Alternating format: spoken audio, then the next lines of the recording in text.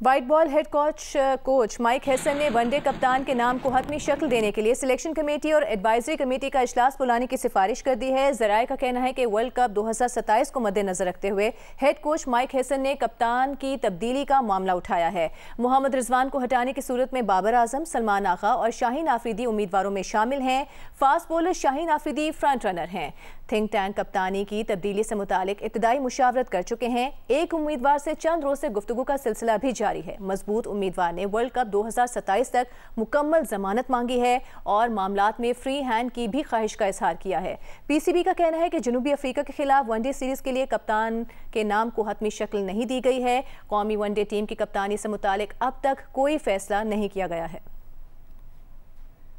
बात करेंगे इस बारे में मजीद। हमें ज्वाइन किया है नुमाइंदा जियो न्यूज़ सुहेल इमरान ने। सुहेल, बताएगा इस मामले पर हतमी फैसला करने के लिए इजलास कब तक बुलाया जाएगा?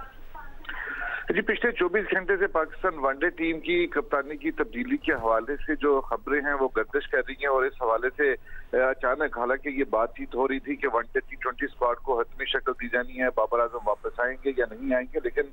फौरी तौर पर एक चीज सामने आई, वो ये थी कि वनडे टीम के कप्तान की तब्दीली का मामला उठा और ये जो अभी पाकिस्तान क्रिकेट बोर्ड ने कुछ देर पहले एलामिया जारी किया और उसमें उन खबरों की तरदीद तो नहीं की गई है कि जी कप्तान तब्दील नहीं किया जा रहा है, बल्कि ये जरूर कहा गया है कि अभी कोई फैसला नहीं हुआ और कोच माइक हेसन ने इस हवाले से बात की है कि फाइनलाइज किया जाना चाहिए। तो इसका मतलब ये है कि वनडे का कप्तान जो है वो तब्दील होने जा रहा है और उसका फैसले के लिए एक एडवाइजरी कमेटी और जो सिलेक्शन कमेटी है उसका इजलास तलब किया गया, जो कि 20 को वो इजलास होगा और उसमें फैसला किया जाएगा।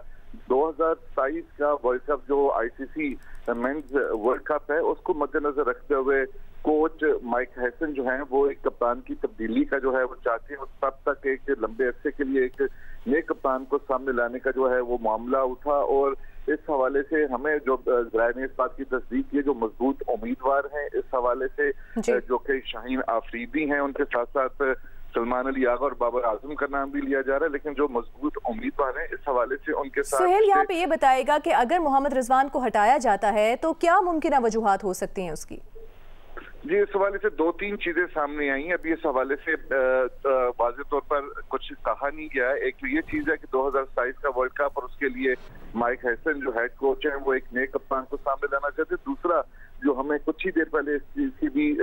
ज़राए ने तस्दीक है कि मोहम्मद रिजवान खुद भी अभी कंटिन्यू नहीं करना चाह रहे थे या उनकी फॉर्म अच्छी नहीं थी या जिस तरह का क्रिटिसिज्म उनके ऊपर हो रहा था। ये दोनों चीजें जो सामने है, लेकिन इन दोनों चीजों में से एक चीज की जरूर तस्दीक हुई है कि जो कोच माइक हेसन है ये उन्हीं का एक इनिशिएटिव था, वही चाह रहे थे कि 2027 तक एक नया कप्तान को सामने आना चाहिए, लेकिन उस चीज को जो कि मोहम्मद रिजवान ने खुद इंटरेस्ट शो नहीं कर रहे थे कप्तानी कंटिन्यू करने के लिए, उसको भी किसी तरह भी रद्द नहीं किया जा सकता इस मौके पर, क्योंकि फौरी तौर पर वनडे की कप्तानी की तब्दीली की बातें जो पिछले 24 घंटों में सामने आई हैं उससे लग यही रहा है कि मोहम्मद रिजवान खुद भी इंटरेस्ट नहीं ले रहे थे कि कप्तानी को कंटिन्यू किया जाए।